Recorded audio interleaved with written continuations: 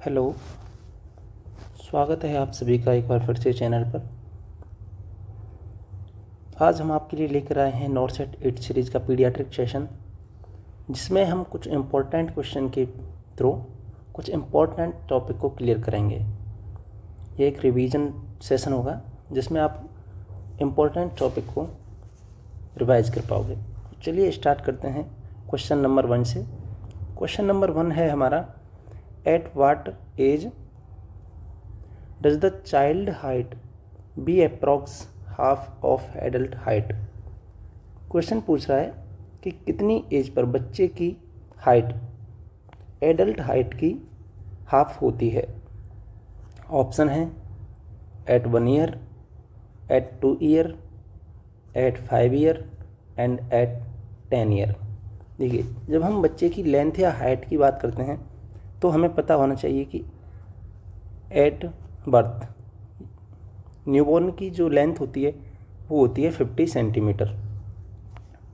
वहीं बात करें हम एट 1 ईयर पर, तो 1 ईयर पर जो लेंथ होती है वो 50% इंक्रीज होती है of newborn length. Means newborn की जो लेंथ होती है एट बर्थ वो होती है 50 सेंटीमीटर।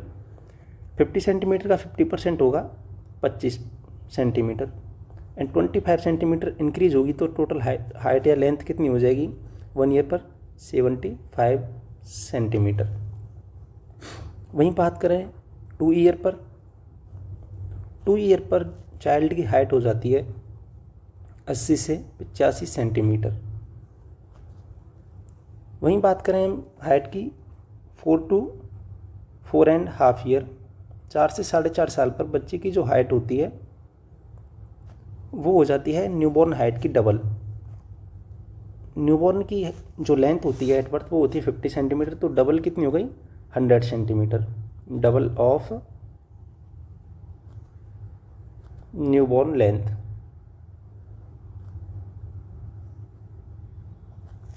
क्वेश्चन पूछ रहा है हमें कि चाइल्ड की हाइट एडल्ट की हाइट की हाफ किस एज पर होती है। तो हम अप्रोक्स एडल्ट की हाइट की बात करें तो एडल्ट की हाइट 160 to 170 सेंटीमीटर मान सकते हैं। मेल की 170 सेंटीमीटर एंड फीमेल की 160 सेंटीमीटर। देखिए, जो 2 ईयर पर हाइट है वो होती है 80 से 85 सेंटीमीटर। अगर इसका डबल करें तो कितना हो जाएगा 160 to 170 सेंटीमीटर।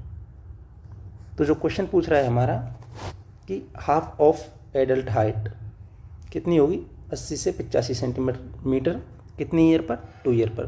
तो हमारे क्वेश्चन का आंसर क्या होगा एट 2 ईयर। नेक्स्ट क्वेश्चन पर चलते हैं। नेक्स्ट क्वेश्चन है हमारा कि nurse responsibility during care of A ADHD child.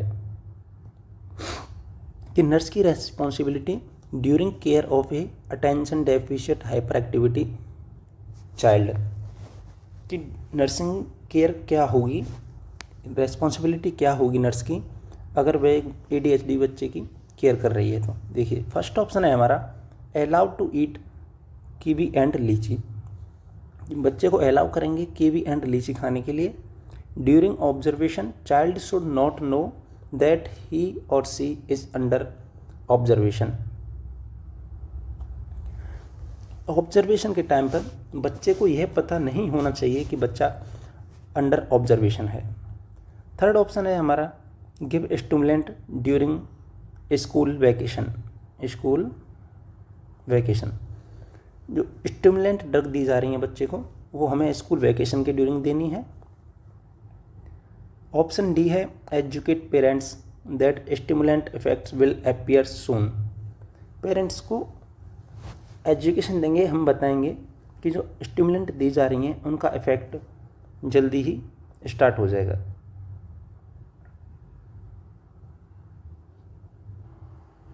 तो देखिए, अगर हम बात करें ADHD चाइल्ड के बारे में, ADHD क्या होता है, अटेंशन डेफिशिट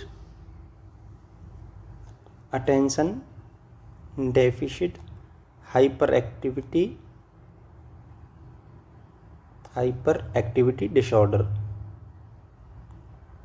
देखिए बेटा, इसके अंदर होता क्या है दोस्त, इसका जो ट्रैड होता है ADHD का, ट्रैड क्या होता है?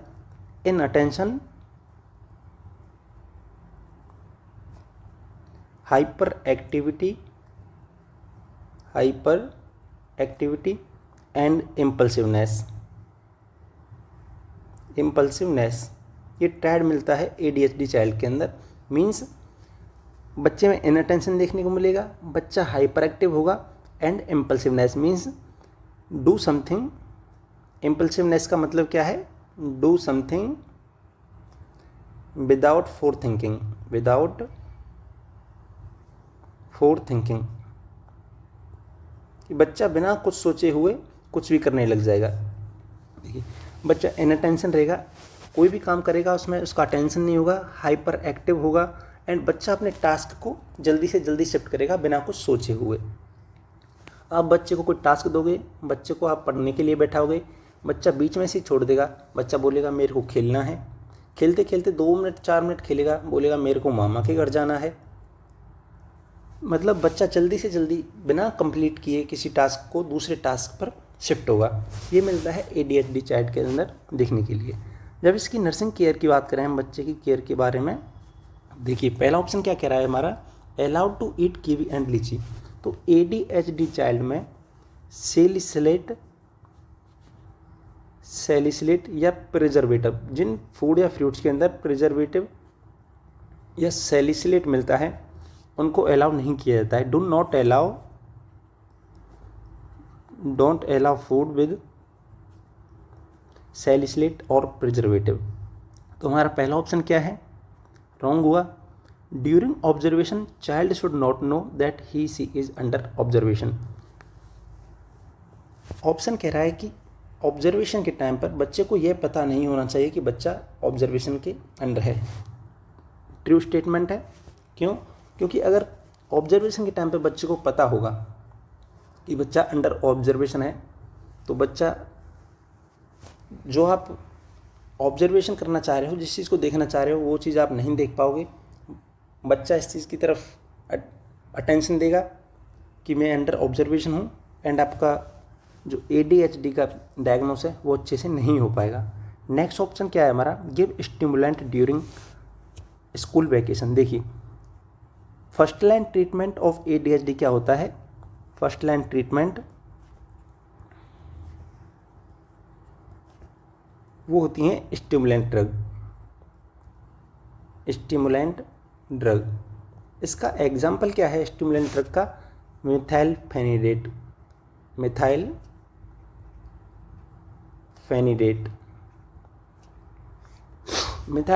या स्टिमुलेंट ड्रग जो ADHD चाइल्ड को दी जाती हैं, वो दी जाती हैं ड्यूरिंग स्कूल।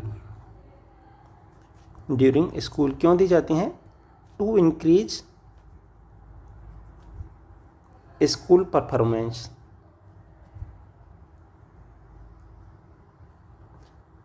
बच्चे की school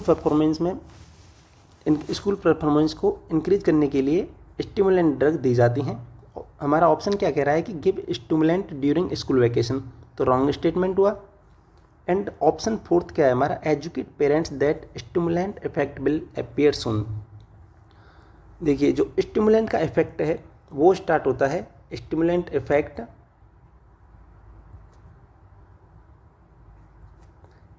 start after 2 to 3 week. Stimulant का इफेक्ट आने में कम से कम 2 से 3 वीक लगते हैं।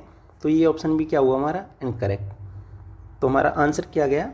ऑप्शन बी, कि बच्चे को यह पता नहीं होना चाहिए कि वह अंडर ऑब्जर्वेशन है। इसके अलावा बच्चे की केयर में जो नर्सिंग की फर्स्ट प्रायोरिटी होती है ADHD चाइल्ड के लिए, नर्सिंग केयर करेंगे तो फर्स्ट जो प्रायोरिटी होती है ऑप्शन में नहीं है हमारा। फर्स्ट प्रायोरिटी क्या होगी? Prevent child from injury. बच्चे को इंजरी से बचाना है क्योंकि बच्चा हाइपर एक्टिव है।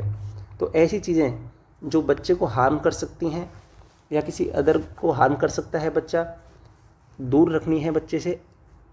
Keep away things that can harm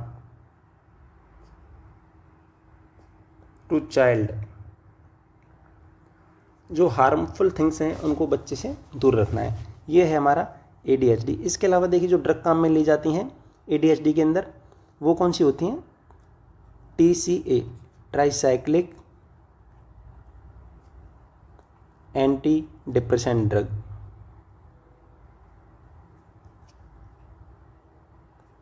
इसका एग्जाम्पल क्या है? इमिप्रामाइन।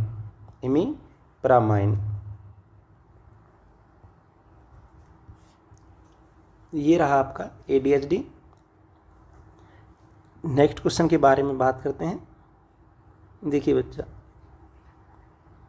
2 लाइनें हैं, कहीं पढ़ी थी मैंने, बहुत अच्छी लाइनें हैं कि सफलता के शीर्षक के बिना,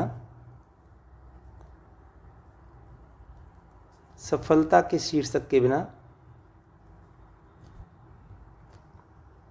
सफलता के शीर्षक के बिना संघर्षों की कहानी कोई नहीं पढ़ता। कि जब तक आप सफल नहीं हो जाओगे, आपके संघर्षों को कोई अप्रिशिएट करने वाला नहीं है, कोई आपको सुनने वाला नहीं है। तो एक बार अगर आप मैदान में उतर गए हो, तो जब तक हार नहीं माननी तब तक आप अपने एम को अचीव नहीं कर लो। तो ध्यान रखना है, पढ़ते रहना है, बढ़ते रहना है, जब तक आप अपने लक्ष्य को हासिल नहीं कर लो। चलते हैं नेक्स्ट क्वेश्चन की तरफ। नेक्स्ट क्वेश्चन है हमारा question number 3। All are true about newborn development except which one? All are true, सारे कथन सत्य हैं, except which one about newborn development. तो देखिए क्वेश्चन 3 का हमारा जो फर्स्ट ऑप्शन है वो क्या कह रहा है कि at 3 months recognise newborn recognise his mother. कि 3 month की एज पर न्यूबॉर्न अपनी मदर को रिकॉग्नाइज, पहचानना स्टार्ट कर देता है। Diagonal hearing at 10 month, diagonal hear 10 month पर आती है, 10 month पर आती है। Undress completely at 2 years, 2 years की एज पर बच्चा कम्प्लीटली अनड्रेसिंग कर सकता है। Know about gender at 2 year, child अपने जेंडर के बारे में 2 year की एज पर जानने लगता है। तो देखिए फर्स्ट ऑप्शन से स्टार्ट करते हैं। At 3 months newborn recognise his mother. देखिए जब हम सोशल डेवलपमेंट पढ़ते हैं, सोशल डेवलपमेंट, तो सोशल डेवलपमेंट में पढ़ते हैं कि at 1 month social development, at 1 month newborn और child look at mother. Means 1 month की एज पर बच्चा अपनी माँ की तरफ देखना स्टार्ट कर देता है। At 2 month social smile, 2 month की एज पर बच्चे में सोशल स्माइल देखने को मिलती है। And at 3 month baby recognise his mother.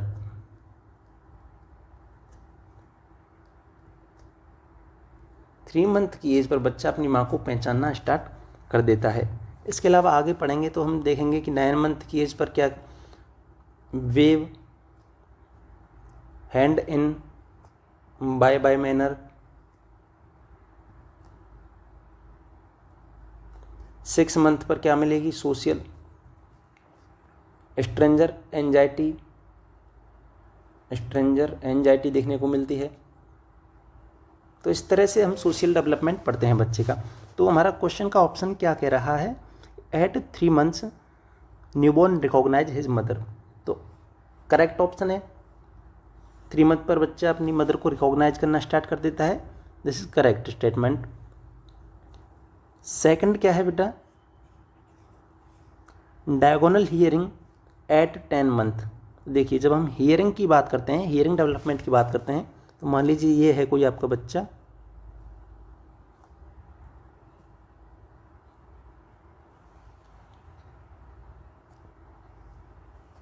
तो देखिए 3 से 4 मंथ की एज पर 4 मंथ की एज पर बच्चा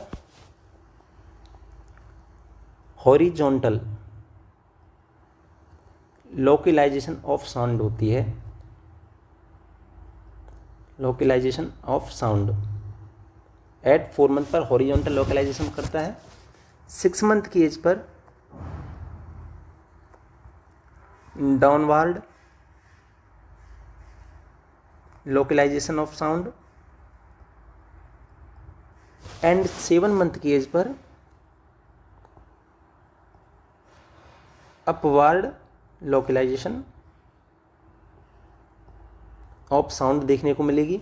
वहीं जब बात करें हम 10 मंथ की एज पर, तो 10 मंथ की एज पर बच्चे में डायगोनल एट 10 मंथ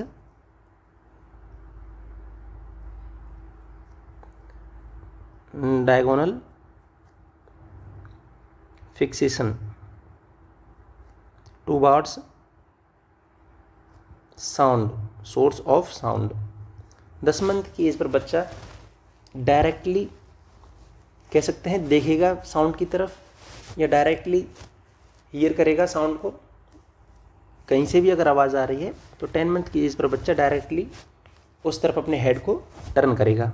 तो हमारा ऑप्शन भी क्या है, करेक्ट ऑप्शन है कि 10 मंथ पर डायगोनल फिक्सेशन ऑफ साउंड या localisation of sound towards source देखने को मिलेगा 10 मंथ की एज पर। ऑप्शन नंबर सी क्या है, ऑप्शन नंबर सी है अनड्रेस कंप्लीटली एट 2 ईयर। तो देखिए जब ड्रेसिंग अनड्रेसिंग की बात करें, ड्रेसिंग एंड अनड्रेसिंग, तो आफ्टर 1 ईयर या कहें एट 1 ईयर या after 1 year baby can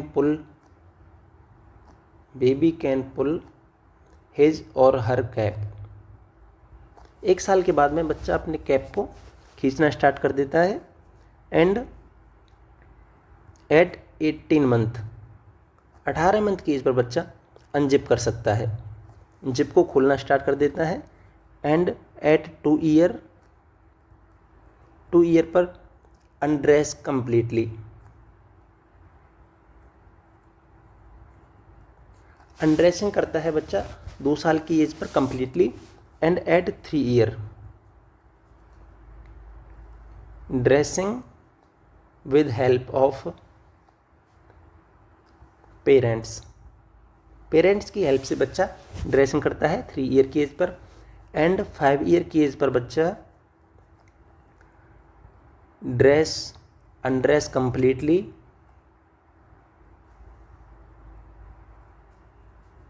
without help of parents की बिना हेल्प के बच्चा 5 साल की एज पर ड्रेस एंड अनड्रेस कंप्लीटली। वहीं 3 साल की एज पर जो ड्रेसिंग करेगा वो पेरेंट्स की हेल्प से करेगा। हमारे क्वेश्चन में ऑप्शन है कि अनड्रेस कंप्लीटली एट 2 ईयर, तो at 2 year undress completely, this is correct option. And next है हमारा know about gender at 2 year. तो देखिए अपने जेंडर के बारे में बच्चे को 3 ईयर्स की एज पर ज्ञान आता है। 3 साल की एज पर बच्चा अपने जेंडर के बारे में जानता है, अपने नेम के बारे में जानता है। तो ऑप्शन 4 क्या है, हमारा रॉन्ग स्टेटमेंट है। तो इस क्वेश्चन का आंसर क्या जाएगा, ऑप्शन डी। क्या पूछा था, all are true except which one, तो कौन सा रॉन्ग स्टेटमेंट है, हमारा ऑप्शन नंबर डी। यह है ग्रोथ एंड डेवलपमेंट से कुछ एस्पेक्ट को हमने कवर किया है यहाँ पे। नेक्स्ट क्वेश्चन की तरफ चलते हैं। तो देखिए नेक्स्ट क्वेश्चन है हमारा, आफ्टर इनिशियल स्टेप्स न्यूबॉर्न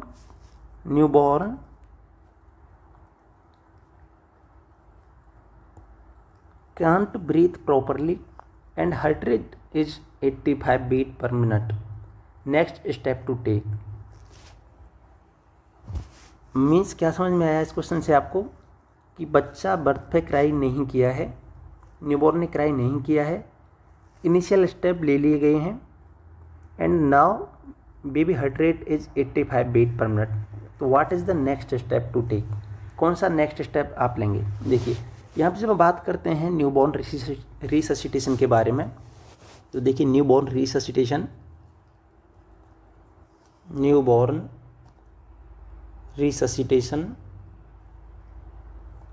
देखिए, जो हमारा फर्स्ट स्टेप होता है, क्या करते हैं हम, इनिशियल असेसमेंट करते हैं। इनिशियल असेसमेंट में हमने देखा कि बच्चे ने क्राई नहीं किया है,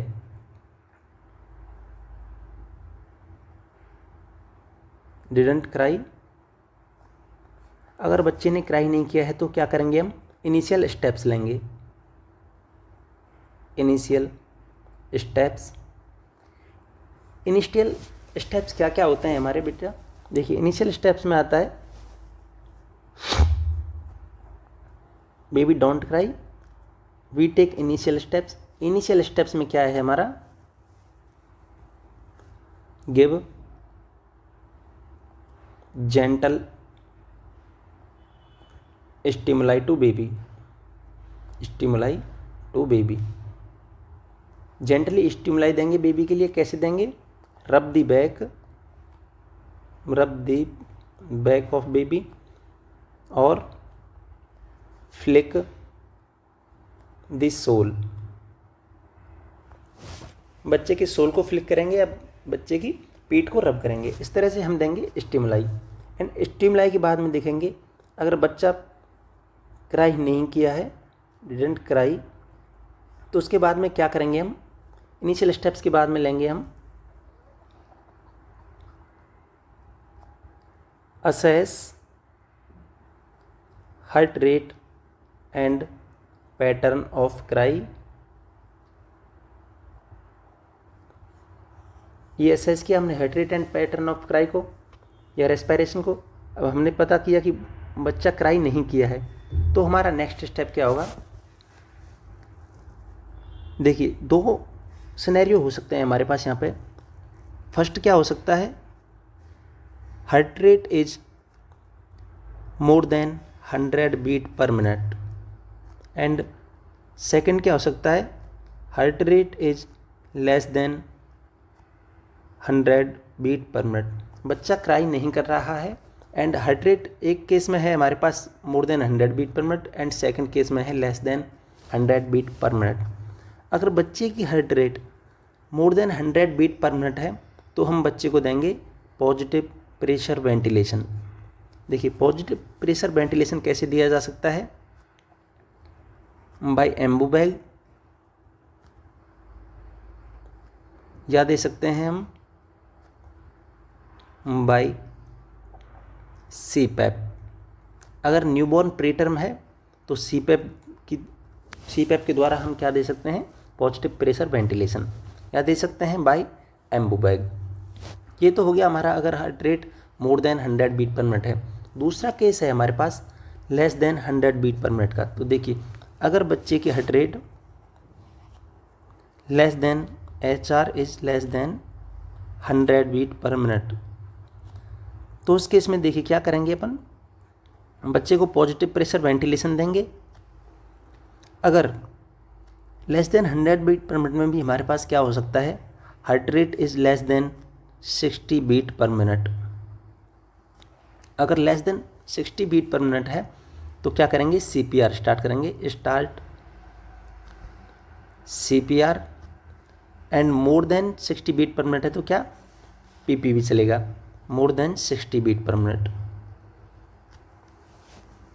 देखिए स्टार्ट CPR किस टेक्निक से देते हैं न्यूबॉर्न में, टू थंब टेक्निक के द्वारा।